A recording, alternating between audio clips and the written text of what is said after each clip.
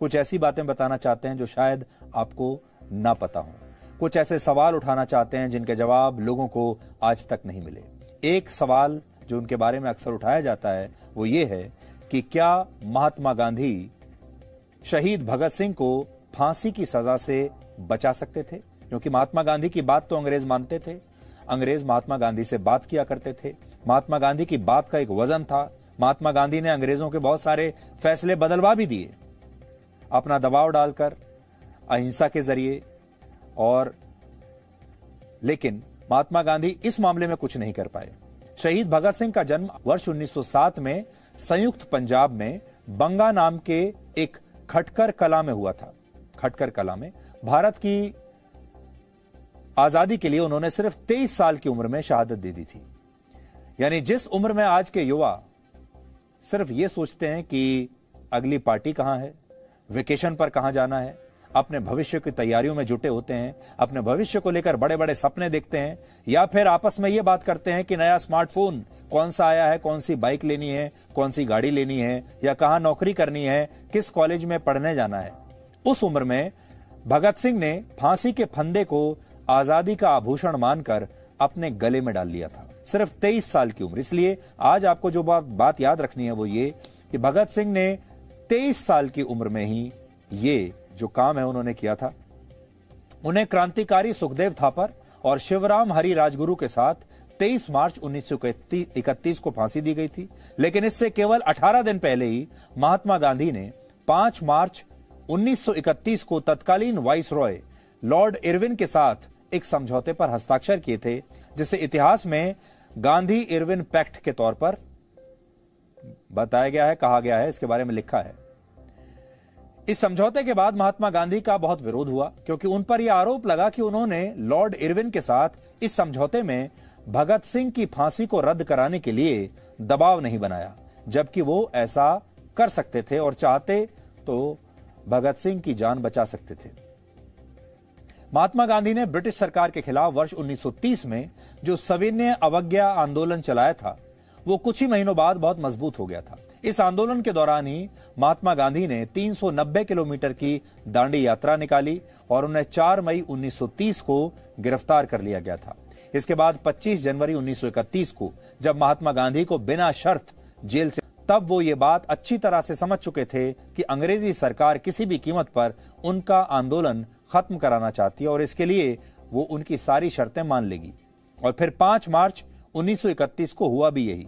Lord Irwin ने नमक कानून और आंदोलन के दौरान गिरफ्तार हुए तमाम नेताओं को रिहा करने पर अपनी सहमति दे दी और महात्मा गांधी अपने आंदोलन को वापस लेने के लिए राजी हो गए। यानी दोनों के बीच समझौता हो गया, कॉम्प्रोमाइज हो गया। अंग्रेजों ने कह दिया कि हमने जितने नेताओं को जेल में डाला है उन सबको रिहा कर देंगे, बदले में आप अपना आंदोलन वापस ले लीजिए। और इस समझौते में भगत सिंह की फांसी का कहीं कोई जिक्र नहीं हुआ। ऐसा क्यों हुआ? 1996 में आई एक पुस्तक the trial of Bhagat Singh में वकील और लेखक एजी नूरानी लिखते हैं कि महात्मा गांधी ने अपने पूरे मन से भगत सिंह की फांसी के फैसले को टालने की कोशिश नहीं की। कोशिश तो की, लेकिन दिल से नहीं की। अगर वो चाहते तो ब्रिटिश सरकार पर बने दबाव का इस्तेमाल करके तत्कालीन वाइसरॉय को इसके लिए राजी कर सकते थे, लेकिन महात्मा गांधी ने ऐसा किया नहीं। 23 सितंबर को जब लाहौर सेंट्रल जेल में भगत सिंह को फांसी की सजा दी गई, तब इससे कुछ ही घंटे पहले महात्मा गांधी ने अंग्रेजी सरकार को एक चिट्ठी लिखी थी, जो आज मैं अपने साथ लेकर आया हूं। इस चिट्ठी में उन्होंने लिखा है कि ब्रिटिश सरकार को फांसी की सजा को, भगत सिंह की फांसी की सजा को कम सजा में बदलने पर विचार करना चाहिए। यानी फांसी की सजा को माफ कर दिया जाए और भगत सिंह को कोई और सजा दे दी जाए जिससे वो जिंदा रहे। उन्होंने लिखा कि इस पर ज्यादातर लोगों का मत सही हो या गलत, लेकिन वो फांसी की सजा को कम सजा में बदलवाना चाहते हैं। उन्होंने लिखा कि अगर भगत सिंह और दूसरे क्रांतिकारियों को फांसी की सजा दी गई तो देश में आंतरिक अशांति फैल सकती है। लेकिन उन्होंने इस चिट्ठी में कहीं पर भी ये नहीं लिखा कि भगत सिंह को फांसी की सजा देना गलत होगा और वो इसका विरोध करते हैं, पुरजोर विरोध करते हैं। उन्हें बस इस बात का डर था कि लोग इसके खिलाफ हैं और अगर भगत सिंह को फांसी दी गई तो हिंसक माहौल बन सकता है, हिंसा फैल सकती है। महात्मा गांधी इस चिट्ठी में यह भी बताते हैं कि वाइस रॉय लॉर्ड इरविन ने पिछली बैठक में अपने फैसले को बदलने से मना कर दिया था, लेकिन उन्होंने यह भी कहा कि अगर गांधी इस पर उन्हें विचार करने के लिए कहते हैं तो वो इस पर सोच सकते हैं, इसे कंसीडर कर सकते हैं। आज वो चिट्ठी मैं अपने हाथ में लेकर आया हूं, मेरे पास है। तो महात्मा गांधी देखिए, वो लॉर्ड इरविन को सबसे ऊपर कहते हैं डियर फ्रेंड। ये बातें छोटी छोटी बातें हैं, लेकिन इससे आपको बहुत सारी चीजें पता चलेंगी। महात्मा गांधी लॉर्ड इरविन को चिट्ठी लिखते हुए उन्हें एक दोस्त के तौर पर संबोधित कर रहे हैं। ऊपर लिख रहे हैं डियर फ्रेंड, यानी दोनों दोस्त हैं। फिर लिख रहे हैं कि you are frank enough to tell me that there was little hope of your commuting the sentence of death on Bhagat Singh and 2 others. You said you would consider my submission on Saturday. तो कह रहे हैं कि मैं आपकी जो आपने ईमानदारी से इस बात को स्पष्ट किया, उसकी मैं कदर करता हूं कि भगत सिंह की फांसी को टालने की जो गुंजाइश है वो बहुत ही कम है। ये लॉर्ड इरविन ने उन्हें पहले ही बता दिया था। फिर वो लिखते हैं कि पॉपुलर ओपिनियन राइटली और रॉन्गली डिमांड्स कम्यूटेशन। यहां पर आपको इस लाइन में ही पता चल जाएगा कि गांधी जी कंफ्यूज्ड हैं, महात्मा गांधी, और महात्मा गांधी खुलकर भगत सिंह का साथ नहीं दे रहे। वो ये कह रहे हैं कि जो पूरा लोकप्रिय ओपिनियन है, यानी जो जनता की जो राय है, वो ये है कि भगत सिंह की फांसी टाल देनी चाहिए, रोक देनी चाहिए। फिर लेकिन साथ में ये भी कह रहे हैं कि राइटली और रॉन्गली, ये सही भी हो सकता है और गलत भी हो सकता है। यानी महात्मा गांधी अपनी तरफ से साफ ये नहीं कह रहे कि भगत सिंह की फांसी गलत काम होगा।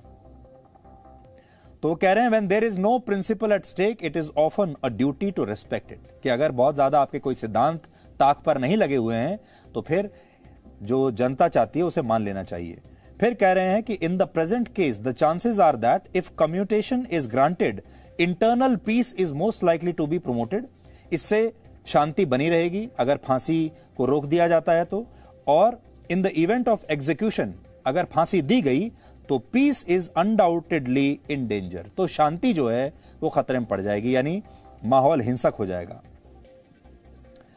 Since you seem to value my influence such as it is in favour of peace, do not please unnecessarily make my position difficult as it is almost too difficult for future work. तो जब पूरा आप पढ़ेंगे इस चिट्ठी को तो इसमें आपको यह लगेगा कि महात्मा गांधी ने यह चिट्ठी सिर्फ लिखने के लिए लिखी कि मैंने चिट्ठी लिख दी है, अब आगे अंग्रेजों की मर्जी, ये इस भाव के साथ लिखी गई है। लेकिन महात्मा गांधी भी कहीं भी अड़े नहीं, महात्मा गांधी ने कहीं भी जोर नहीं दिया, महात्मा गांधी ने कहीं भी ये नहीं कहा कि मैं भगत सिंह के पीछे खड़ा हूं, भगत सिंह सही हैं, भगत सिंह को रिहा किया जाना चाहिए, और अगर आपने भगत सिंह को रिहा नहीं किया तो हम अपने आंदोलन को तेज कर देंगे, देश में आग लग जाएगी, देश में हिंसा फैल जाएगी। इस भाषा में महात्मा गांधी ने यह चिट्ठी नहीं लिखी। इसलिए हम ये कह रहे हैं कि यह चिट्ठी बहुत ही चालाकी से लिखी गई चिट्ठी है, जिसमें महात्मा गांधी शायद ये चाहते होंगे, अगर मैं ये कह सकूं तो, हालांकि उस समय के जो लोग हैं वो ज्यादा बेहतर बता पाएंगे, वो ये चाहते होंगे कि वो चिट्ठी भी लिख दें और फांसी भी न रुके। फांसी के 3 दिन बाद जब 26 मार्च 1931 को कराची में कांग्रेस का अधिवेशन शुरू हुआ, उस समय महात्मा गांधी के फैसले से नाराज लोगों ने उन्हें काले झंडे दिखाए। कहा तो यह भी जाता है कि महात्मा गांधी इस विरोध से बचने के लिए ट्रेन में भगत सिंह के पिता को अपने साथ ले गए थे, और उन्होंने इस अधिवेशन के दौरान एक प्रस्ताव में भगत सिंह के भी कुछ विचारों को शामिल करने पर अपनी सहमति दी थी, जिससे उनके खिलाफ नाराजगी कम हो सके। 3 पॉइंट्स में कहें तो महात्मा गांधी अगर भगत सिंह को बचाना चाहते तो वो लॉर्ड इरविन के साथ समझौते पर हस्ताक्षर करने से इनकार कर सकते थे, और कह सकते थे, शर्त रख सकते थे कि वो हस्ताक्षर तब करेंगे जब भगत सिंह की फांसी माफ होगी। वो अपना आंदोलन वापस लेने से भी इनकार कर सकते थे, जिससे अंग्रेजी सरकार पर फांसी की सजा के फैसले को टालने का दबाव बनता, और वो फांसी के विरोध में नया आंदोलन भी शुरू कर सकते थे, जो ब्रिटिश वाइस रॉय बिल्कुल चाहते नहीं थे। लेकिन महात्मा गांधी ने इन तीनों में से कुछ नहीं किया। शहीद भगत सिंह कहते थे कि बम और पिस्तौल से क्रांति नहीं आती, क्रांति की तलवार विचारों की शान पर तेज होती है। भगत सिंह भारत को आजाद देखना चाहते थे, लेकिन आजादी से 16 साल और 4 महीने 23 दिन पहले ही उन्हें फांसी दे दी गई। अगर वो 16 साल 4 महीने और जिंदा रह जाते तो आजाद भारत देख लेते और खुद भी आजाद हो जाते। भगत सिंह ने अपनी शहादत से एक दिन पहले 22 मार्च 1931 को एक चिट्ठी लिखी थी और इसमें उन्होंने क्या लिखा वो लिखते हैं, देखिए। शहादत से पहले अपने साथियों को अंतिम पत्र उन्होंने लिखा है। वो कह रहे हैं, साथियों, स्वाभाविक है कि जीने की इच्छा मुझ में भी होनी चाहिए, मैं इसे छिपाना नहीं चाहता। जीने की इच्छा किसके अंदर नहीं? 23 साल का एक युवा, क्या वो जीना नहीं चाहेगा? तो वो कह रहे हैं, मैं भी जीना चाहता था, लेकिन एक शर्त पर जिंदा रह सकता हूं कि मैं कैद होकर या पाबंद होकर जीना नहीं चाहता। जिंदा तो रहेंगे लेकिन आजादी के साथ जिंदा रहेंगे, वो ऐसा कहते हैं। फिर वो लिख रहे हैं आगे, आज मेरी कमजोरियां जनता के सामने नहीं है। अगर मैं फांसी से बच गया तो वो जाहिर हो जाएंगी और क्रांति का प्रतीक चिन्ह मध्यम पड़ जाएगा या संभवतः मिट ही जाए। लेकिन दिलेराना ढंग से हंसते हंसते मेरी फांसी चढ़ने की सूरत में हिंदुस्तानी माताएं अपने बच्चों के भगत सिंह बनने की आरजू किया करेंगी और देश की आजादी के लिए कुर्बानी देने वालों की तादाद इतनी बढ़ जाएगी कि क्रांति को रोकना साम्राज्यवाद या तमाम शैतानी शक्तियों के बूते की बात नहीं रहेगी। तो सोचिए, भगत सिंह को इस चिट्ठी लिखते समय यह उम्मीद थी कि जब वो अपनी शहादत देंगे तो उसके बाद हिंदुस्तान की जो माएं हैं वो अपने बच्चों को भगत सिंह बनाने की कामना करेंगी, आरजू करेंगी कि उनके यहां भगत सिंह जैसे लोग पैदा हों। लेकिन आज आप सोचिए, आजादी के लगभग 75 साल पूरे होने वाले हैं, हमारे देश में कितनी ऐसी माताएं हैं, माएं हैं जो अपने बच्चे को भगत सिंह बनाना चाहती हैं। आज भी लोग ये कहते हैं कि भगत सिंह थे तो बड़े अच्छे, लेकिन हमारे घर में ना पैदा हों, पड़ोसी के घर में पैदा हो तो अच्छा है। भगत सिंह और चंद्रशेखर आजाद पड़ोसी के घर में पैदा होने चाहिए, अपने परिवार में नहीं। और आज इसके बाद वो लिखते हैं, आज एक विचार आज मेरे मन में आता है कि देश और मानवता के लिए जो कुछ करने की हसरतें मेरे दिल में थीं, उनका 1000वां भाग भी पूरा नहीं कर सका। अगर स्वतंत्र जिंदा रह सकता तब शायद उन्हें पूरा करने का अवसर मिलता और मैं अपनी हसरतें पूरी कर सकता था। अब तो बड़ी बेताबी से अंतिम परीक्षा का इंतजार है, कामना है कि ये और नजदीक हो जाए। अंतिम परीक्षा मतलब मौत का इंतजार है और वो बेसब्री से अपनी मौत का इंतजार कर रहे थे। आज के जमाने में जब आदर्शों की कोई कीमत नहीं रह गई है, तब आपको भगत सिंह की नवंबर 1930 को लिखी ये चिट्ठी जरूर याद करनी चाहिए। इसमें उन्होंने क्रांतिकारी बटुकेश्वर दत्त को लिखा कि मेरे मन में फांसी से बचे रहने का कभी कोई लालच नहीं आया। मुझसे अधिक भाग्यशाली कौन होगा? आजकल मुझे स्वयं पर बहुत गर्व है। मुझे अब पूरी बेताबी से अंतिम परीक्षा का इंतजार है और कामना है कि ये और जल्दी आए, जो मैंने अभी आपको पढ़कर सुनाया। भगत सिंह ऐसा भारत चाहते थे, ऐसा देश चाहते थे जहां धर्म से ज्यादा नागरिकों के स्वतंत्र अधिकारों की बात हो। वो आजादी को राजनीतिक बंधनों तक सीमित नहीं मानते थे, बल्कि उनका कहना था कि आर्थिक और सामाजिक आजादी भी लोगों के लिए उतनी ही महत्वपूर्ण है। लेकिन आज उनकी शहादत के 90 साल बाद भी हमारा देश उनके सपनों का भारत बनने के लिए संघर्ष कर रहा है।